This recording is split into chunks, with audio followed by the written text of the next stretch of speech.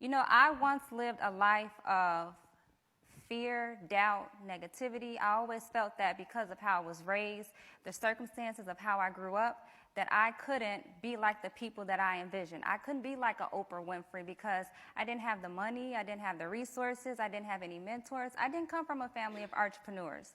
You know, I was raised in an environment where it was just survival mode. Like, you had to go to school, you had to go to college, you had to get a job, and you work that job, that 9 to 5, until it's time for you to retire. And then when you retire, then you enjoy life. But I've always seen something that was bigger for me. Even as a little girl, I always envisioned, I'm a dreamer. I dream big. Not necessarily knowing how I'm going to accomplish this dream, but I dream big. And I was at a position in my life where my life was just stagnant.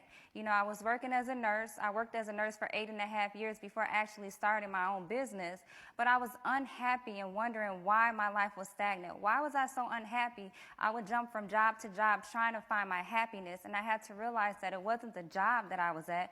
It was because I wasn't walking in my purpose and I wasn't doing what God put me on this earth to do. It wasn't until I experienced a very tragic time in my life that I really woke up and realized that if I don't change, that I'm not going to create the life that I've always dreamed of. You know, I've always dreamed of living a fulfilled life, living a life of success. And when I say success, I'm not talking about money.